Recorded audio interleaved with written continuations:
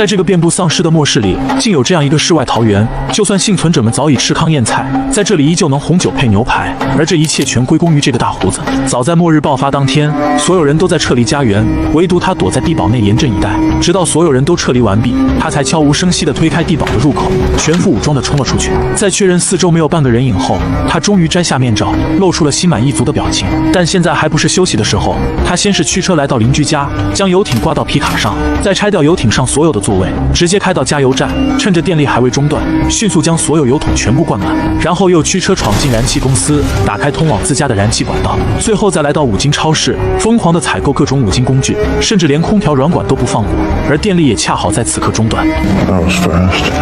不过这根本难不倒他，他早已在后院备好一台大型发电机，仅需接上燃气管道，再轻轻一按，巨大的轰鸣声便瞬间响起。下一步是筑建防御工事，他先用电网将附近几家全部围起，再砍伐电网附近的树木，创造出足够宽阔的视野，最后再埋下数十根喷火管，一个基本的防御工事就筑建完毕。最后的最后才是收集食物，开垦小菜园，圈个养鸡场，搭建储肉冷库，末日里的世外桃源就这样最终成型。往后的日子里，比尔除了外出采购物资外，其他时间都是在欣赏误入陷阱的变异者。日子过得也算舒坦，直到4年后的一天，这天比尔正在制作武器，警报声却接二连三响起，原来又有丧尸掉进了陷阱。没办法，他只能全副武装的去清理，但让他万万没想到的是，陷阱内却突然传出人声。这还是4年来第一次听到人的声音，但谨慎起见，他还是大声质问对方是否有武器。得到否定回答后，他才敢上前查看。From where? Baltimore QZ. It's gone. 可能是对幸存者的怜悯，比尔最终还是放下了梯子，并在对方刚探出头时，用检测器检测他是否被感染。绿色表示未被真菌感染，比尔这才放心让他上来，然后催促他立即离开。不过男人明显不打算走，不但称自己很饿，还发誓绝不会将这个桃园位置泄露出去。没办法，比尔只能把他带进桃园，并为他提供了最差的牛排和红酒。但就算是最差的，也让男人震惊不已，毕竟在幸存区红酒早已绝种，更何况他刚才还洗了一次热水澡。不过男人酒足饭饱后，不想走的意思更加明显，嘴上虽答应会立马离开，但却在不断的找借口拖延，直到他开始弹奏一曲悲伤的歌后，比尔一直戒备的神情才缓和下来。毕竟一个人活得就算再舒服，也终究会孤独寂寞。现在虽没异性陪伴，但有个男人似乎也不错。就这样，世外桃源终于有了第二个人，但并不是所有人都会甘于平淡。弗兰克明显不是其中之一，所以3年后，弗兰克不但背着比尔用无线电同外界取得了联系，还结交到一个女性线友，甚至还要约对方来桃园一叙。为此，二人虽然大吵一架，但木已成舟，比尔最终还是妥协，盛情招待了那个女性笔友，还有她的丈夫乔尔。Even if we don't end up working together, I really needed this. We are working together. 原来乔尔夫妇一直在幸存区生活，那里最多的是五金弹药，最缺的是生活物资，与桃园这里正好相反。毕竟丧尸的骚扰从未停歇，桃园的弹药也即将告罄，特别是7年前建的高压围栏，此刻已是锈迹斑斑，急需修补。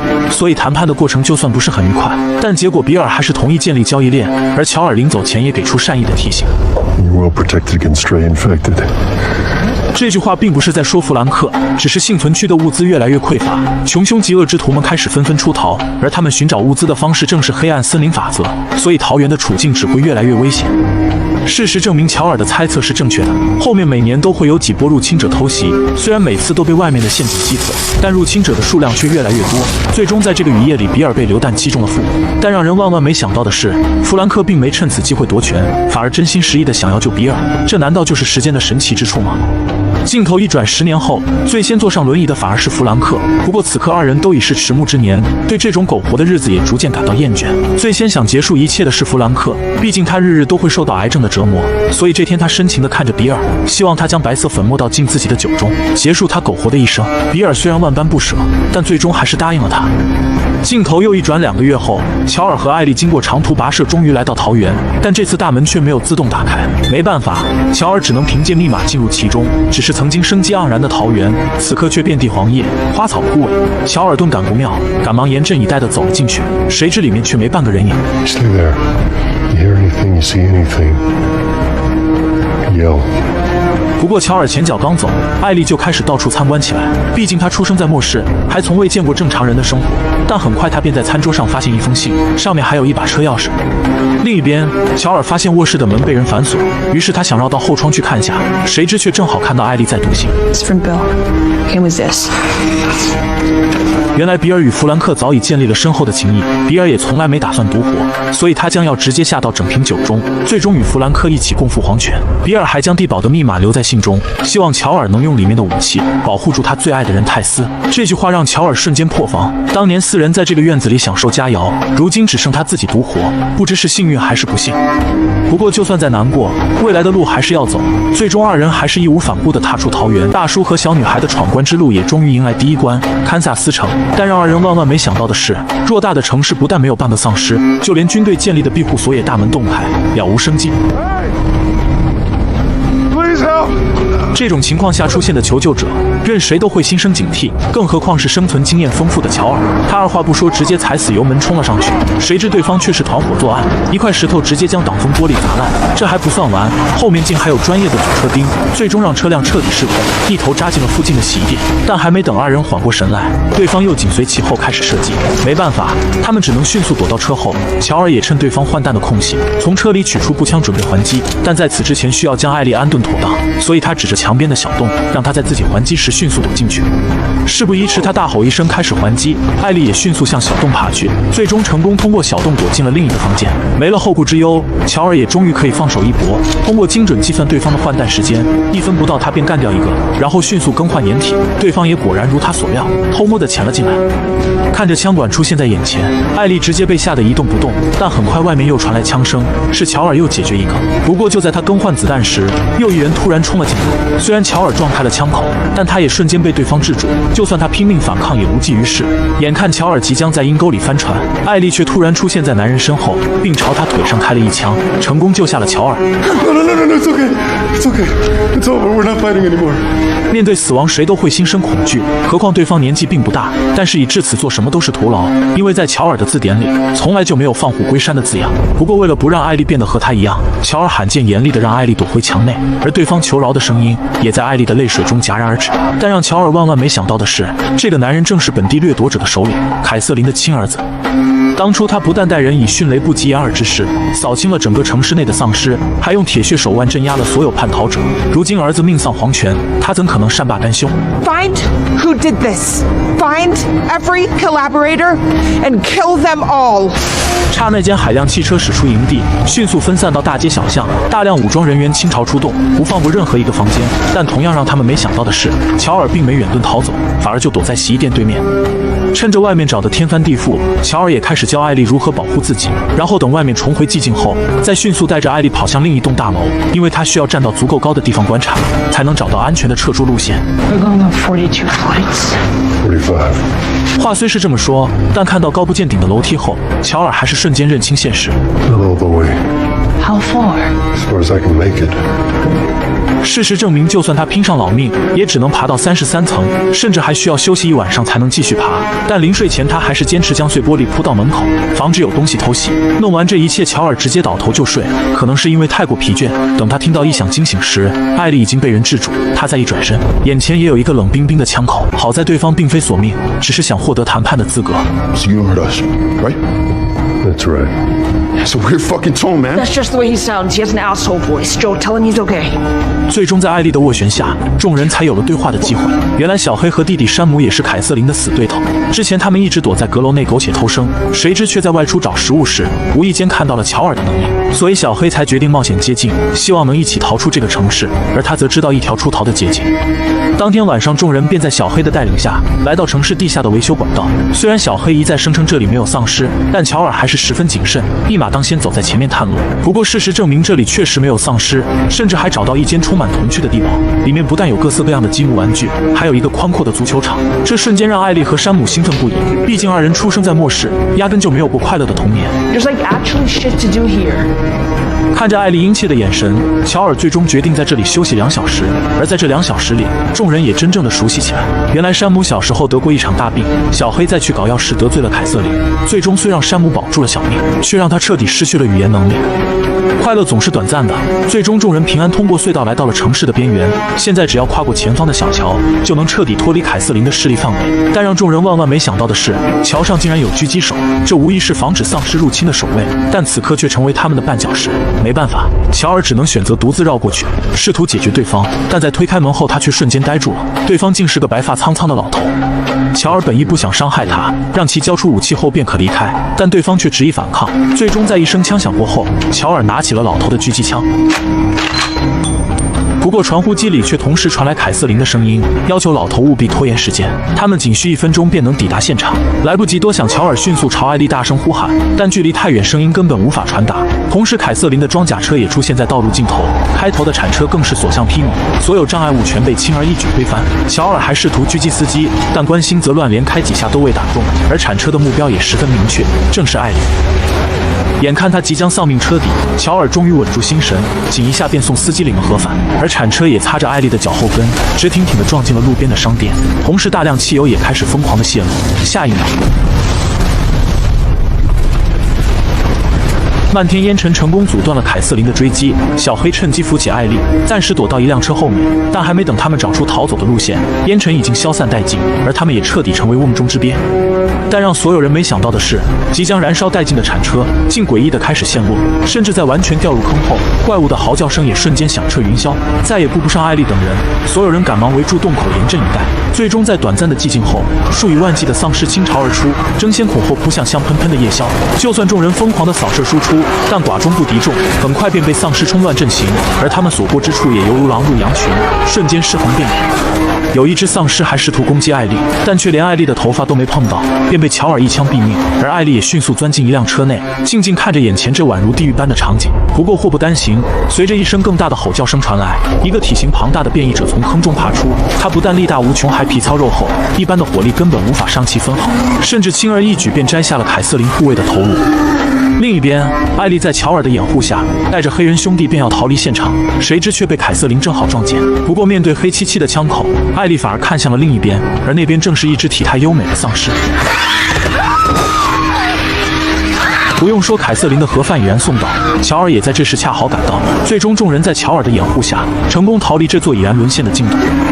不过，刚与鬼门关擦肩而过的众人依然心有余悸。就算艾丽费尽心机的斗山姆，他依旧闷闷不乐。最终，在艾丽的再三追问下，他终于写出了心中的疑问：变成怪物后，内心还能保持清醒吗？这句话让艾丽瞬间泪目。当初他仅通过泰斯一句时间不够了，便猜到他已被真菌感染。如今这句话代表的意思又何尝不是？只是这次对方却是个年仅8岁的孩子。在经过短暂的手无足措后，他还是果断地露出自己曾被咬伤的手臂，希望通过这种方法驱走他的恐惧，甚至谎称自己的血拥有治愈能力，然后迅速割开手掌，将血涂抹到山姆的伤口上，想让他在希望中走完生命的最后一程。第二天清晨的阳光照例射进屋内，醒过来的艾丽却发现山姆坐在床头一动不动。她本意是想去查看山姆的状况，却反被变异的山姆扑倒在地，略带哭腔的挣扎彻底惊醒了乔尔。他想上前营救，却反被小黑抢走了手枪。因为小黑很清楚乔尔将要做的事情，但看着即将被咬的艾丽，他也不能见死不救。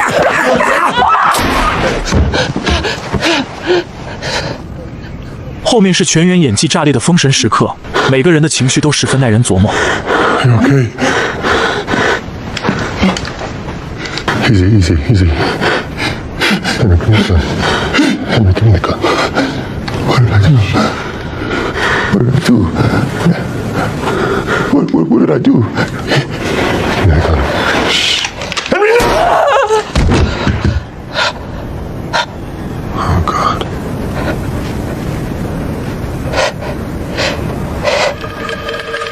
镜头一转，乔尔将兄弟俩入土为安，艾丽则在山姆的书写板上写下一行字后，便将其放到山姆的坟头。Which way's west? 乔尔并没回答，只是将头偏向一个方向，然后待艾丽头也不回地离开后，他最终看到了书写板上的内容。短短的3个单词，却饱含了艾丽太多的情绪。乔尔更是感同身受，不再多言，他拿起背包便跟了上去。2人来到河边，如今只要通过这座桥就能到达对岸，但在没有遮挡物的桥上，一旦遇到危险，2人肯定避无可避。不过还好，全程十分顺利，并没遇到任何丧尸和掠夺者，而这也让他们彻底放松了警惕，甚至在水坝前开始大声玩笑。结果他们一转身，10几匹马便出现在他们面前。对方甚至还放出能分辨是否感染的猎犬，对着乔尔就是一顿乱秀。不过好在他从未感染真菌，所以不惧怕检查。但艾丽的免疫体质却是真菌的携带者，猎犬也果然朝艾丽发出低吼声，这让乔尔十分紧张，甚至想拼死反抗保护艾丽。谁知等来的却不是艾丽的惨叫，反而是一人一狗的嬉笑声。Just buy yourself 10 more seconds. 原来猎犬能分辨感染只是试探他是否是极恶之徒，但乔尔在说出自己是来找弟弟后，黑妹却迅速驱马上前。What's your name? Joel. 画面一转，乔尔跟着他们来到一处固若金汤的营寨，在这里不但有众多守卫，还有厚重的木门，里面更是宛如世外桃源，有商店、公园，还有医院和学校，完全就是一个自给自足的城镇。最重要的是，乔尔的弟弟汤米果然在这里。Tommy! 久别重逢的2人狠狠地拥抱在一起。乔尔跨越半个美国寻找弟弟，如今终于得偿所愿，他怎能不喜极而泣？但在吃饭时，乔尔却感到十分不悦，因为兄弟2人之间竟坐着个完全陌生的黑妹。We're grateful for your hospitality and all, but it'd be nice to have a moment here, maybe just for family. 谁知听到这话的汤米竟牵起黑妹的手，说2人已经结婚，这让乔尔更加难以接受。并不是他见不得弟弟幸福，而是自从汤米失联以来，他每天都在担惊受怕，唯恐失去唯一的亲人。甚至为了找到弟弟，乔尔的妻子泰斯还在路上牺牲了自己。如今汤米早已安全幸福，为什么不发个无线电告知一声？更令乔尔感到痛心的是，汤米在得知他还要护送艾丽去反叛军营地时，竟不打算共同前往，给出的理由更是让乔尔无法反驳。I'm gonna be a father. It's a few months along now. Well, I just gotta be more careful. 与此同时，黑妹正在为艾丽打理头发，但她话里行间却一直在暗示乔尔很危险，这让艾丽十分不悦。 But there are clearly things you don't know about Joel. Oh, like how he used to kill people? I know about that. 见此情景，黑妹还不肯善罢甘休，又装好人似的说那些人都是无辜的，这让艾丽彻底失去耐心。 And Tommy did it too. You worried about him? 这句话对得黑妹哑口无言，狡辩称弟弟只是听从了哥哥的安排，希望艾丽不会重蹈覆辙。 Well, maybe I'm smarter than Tommy. No offense. 这边艾丽大获全胜，但乔尔那边却败下阵来，不得已他只能将艾丽是免疫体质的事告知，希望汤米代替自己护送艾丽去反叛军营地。毕竟艾丽是全人类的希望，而他早已年老昏花，左耳也已失聪，甚至多次被人抵住脑袋都毫无察觉。他实在没有底气能将艾丽安全送达。在这种全人类的大义之下，汤米绝不可能拒绝，最终还是同意了护送。但夜深人静时，乔尔却再次想起女儿，他不想让汤米的孩子有任何失去父亲的可能，所以第2天他将选择权交给了艾丽，而艾丽的选择也毋庸置疑，毕竟2人之间的关系只差一句爸爸呀。 Okay. 就这样，2人一马再次离开安全区，踏上寻找叛军营地之路。只是这次的进度十分顺利，仅用5天便到达了大学城的叛军营地。可让2人万万没想到的是，营地内不但空无一人，还遍地是凶狠的猴子，就连营地的指挥室也已成为猴子的乐园。不过在这里，乔尔也不算一无所获，至少得到了其他叛军的分布地图。但就在这时，外面突然传来人声，2人小心翼翼地向窗下望去，竟是一群手持棍棒的掠夺者。来不及多想，2人迅速向后门跑去。如果被他们发现楼下的马匹，2人所有辎重不但会被洗劫一空，生命也可能受到威胁。但就在他们即将牵马逃离时，突然一个掠夺者发现了他们。虽然乔尔仅用几个回合便送对方领了盒饭，但混乱中却被对方刺中了腹部。不过现在还不是治疗的时候，2人迅速上马逃离了这里。但逃离过程的颠簸反而加剧了乔尔的伤势，最终在确认附近安全后，他再也无法支撑，从马上一头栽了下去。拥有免疫体质的艾丽正在为乔尔奋力止血，她已尝过失去最在乎人的滋味，所以她绝不要再次品尝。就算乔尔催促她赶紧离开，她也根本不为所动，依旧拼命地寻找可以一切用于治疗的东西。但幸运女神并未降临，她最终只找到一卷缝衣服的针线。没办法，为今之计只能死马当活马医，咬牙切齿地完成了缝合操作。她迅速打开药包，抽出满满一管消炎药。不过小年纪的她根本不懂救护，在试图询问乔尔无果后，她只能硬着头皮将药物打进了伤口。第二天，艾丽将最后一支消炎药打进乔尔的伤口后，便再次外出寻找食物。谁知不远处的乌鸦却突然惊起，意识到有人接近，他迅速向乌鸦惊起的地方跑去，然后躲在围墙边向远处探望。果然发现6个全副武装的人正向他走来，而领头的人正是大卫。来不及多想，艾丽迅速返回地窖，想要将乔尔喊醒，但乔尔此刻还极度虚弱，就连睁眼也十分费劲。没办法，艾丽只能将武器塞到乔尔手里，然后留下了最后的遗言。 Okay, look at me. There are men coming, okay? I'm gonna lead them away from you. But if anybody makes it down here, you fucking kill them. You got it? Joe, do not fall asleep. 说完，艾丽迅速跑出地窖，再用柜子挡住入口，然后骑马飞速向那群人跑去，最终绕到他们身后。Hey, motherfuckers! 艾丽此举彻底吸引了所有人的注意，但就在众人准备追赶时，大卫竟高喊所有人不准伤害他。不过此刻众人早已被复仇蒙蔽了双眼，根本不打算听大卫的命令，所以他们先是在路口将马匹射杀，然后再趁大卫还未赶来，举枪就要送艾丽领盒饭。但就在这千钧一发之际，大卫终于赶到，成功阻止了众人。而让所有人更加难以理解的是，大卫不但亲自抱艾丽返回营地，还让2个手下带着马一起返回，仅留下3人寻找乔尔报仇。不过就算只留3人，镇子也实在是太小，才半天功夫便找到了乔尔藏身的木屋，甚至还看到了与环境格格不入的柜子，而柜子后果然有个门把手。只是让所有人没想到的是，地窖内只有张空荡荡的床铺，乔尔早已不翼而飞。不过男人还要下去寻找，结果被藏在暗处的乔尔一刀毙命。这一跃已耗尽了他所有的力气，此刻只能躺在地上奋力的呼吸。但想到生死未卜的艾丽，他还是挣扎地站了起来。与此同时，艾丽在一个牢笼中醒来，坐在笼外的大卫立马上前搭话。 Why don't we just start with your name? Eat shit. 不知大卫为何对名字如此执着，但别看此刻艾丽还在嘴硬，其实心里早已充满了恐惧。毕竟从小到大，她从未独自深陷囫囵，更何况对方还是一帮穷凶极恶的掠夺者。不过与之不同的是，乔尔那边已经制服了另外2人，虽然他现在依旧虚弱，但对付这2个半路出家的普通人还绰绰有余。再在他老练的严刑逼供下，很快便得到了他们营地的位置，而试图伤害艾丽的人，他也绝不会轻易放过。 很快，乔尔便找到掠夺者的营地。根据液体拖拽的痕迹，他最终将目标锁定这个仓库。不过，让他万万没想到的是，那些液体虽只是源自这匹可怜的马，但在仓库的深处却倒挂着几具人类的尸体。他们不但被清理干净了内脏，还被保鲜膜紧紧地包裹，如同一排储存好的食物。另一边，艾丽的拒绝最终让大卫羞恼成怒，带人便要将他拖出牢笼，结果反被他一口咬在手上，这让大卫彻底失去了耐心，直接将艾丽拖上案板。但就在菜刀即将挥下时，艾丽突然大声呼喊。 I'm infected! I'm infected. And now so are you. 这种话大卫根本不信，但艾丽胳膊上还留有被咬的伤疤，所以不由他不信。而趁他短暂的分神，艾丽一刀解决一个，然后迅速向门口跑去。不过所有出口都已被大卫锁死，最终他只能躲在柜子后伺机而动。 I know you're not infected. No one infected fights this hard to stay alive. 趁着坏人正在口嗨时，艾丽凭借跟着乔尔走南闯北的经验，仅靠几个走位便找到一把武器，然后再悄无声息地绕到他身后，奋起出击。毕竟最好的防守永远是进攻。虽然他被摔到地上，但效果显而易见，而他也始终没有放弃，奋力向远处跌落的武器爬去。不过疼痛反而让坏人彻底撕下伪善的面具，欺身而上就要实施他的恶行。但就在他打算宽衣时，艾丽终于摸到武器，仅用一下便送坏人下了地狱。这集艾丽和乔尔已经接近本次旅途的目的地，位于美国西部的叛军火营总部，只要穿过这片烂尾楼便可抵达。但刚爬上去的艾丽却仿佛看到了什么，连梯子都忘记放下，便直接跑开。这可急坏了乔尔，赶忙架起梯子迅速爬了上去。但看到眼前的景象时，他也瞬间处在原地。这宛如梦幻般的场景，也正是游戏中最经典的画面。剧组为了复刻这段经典，甚至请来真的长颈鹿客串，而艾丽的重重心事也在卫视中烟消云散。只是沉溺在快乐中的艾丽，却没注意到乔尔那双宠溺的眼神，更不知道乔尔后面的突然暴走，也源自于此刻的宠溺。 Oh, where's she going?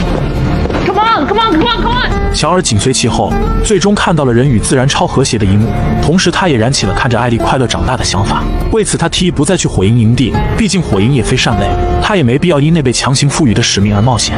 但艾丽在思虑良久后，还是决定要完成拯救人类的使命，只因她不想再看到有人死去，更不想看到有人因她而死去。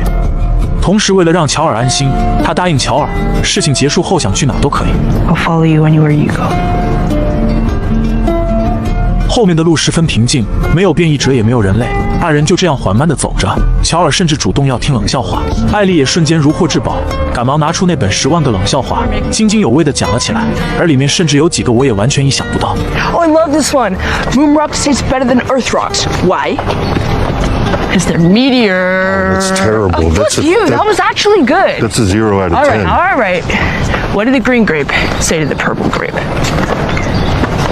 Breathe, you idiot. That's a 3 out of 10. 7. I'll give it a 5. 5 out of 10. 突如其来的偷袭让二人瞬间眼冒金星，而对方也趁机将他们敲晕。等乔尔再次醒来时，首先映入眼帘的竟是马林。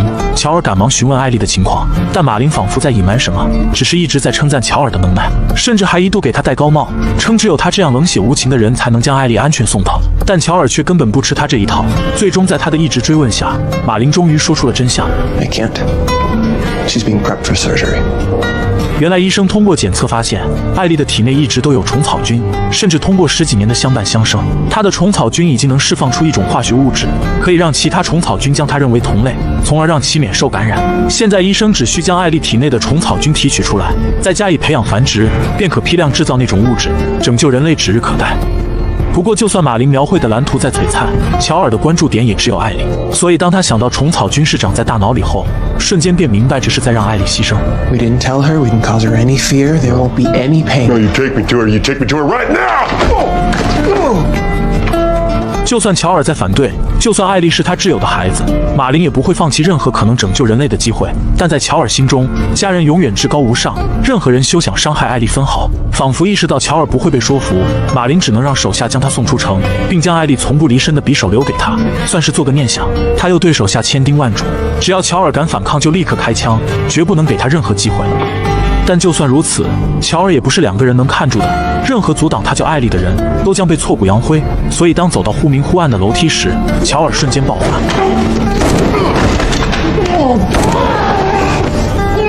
Where is she? I don't have time for this.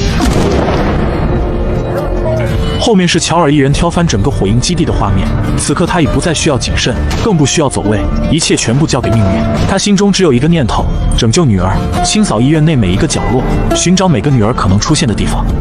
最终在医院的最顶层，他看到了儿科，一个生机勃勃、充满未来的楼层，但他的女儿却即将在这里被取走生命。 Unhook her. 可能末世幸存的医生太少，每个医生都有属于自己的傲娇，所以他当场就要反抗，结果反被乔尔一枪送走。而这一枪也将引出第2季的故事，甚至为乔尔的悲惨结局埋下了伏笔。画面一转，乔尔抱着艾丽来到地下车库，但还没走2步，马林便从身后出现。 Can't keep her safe forever. 这里就出现了全片最大的争议点。马林认为应该将选择权交给艾丽，让艾丽自己决定是否要牺牲自己，但乔尔却不希望让艾丽选择。先不说他明知道艾丽肯定会选择牺牲，退一步讲，就算他选择活着，也将背负一辈子的自责，而且那被强行赋予的使命早已将他压得难以喘息。如果再加上自责，还谈何未来？所以乔尔自私地替艾丽做出了决定。 甚至在将艾丽抱上车后，他又返回到马林身边。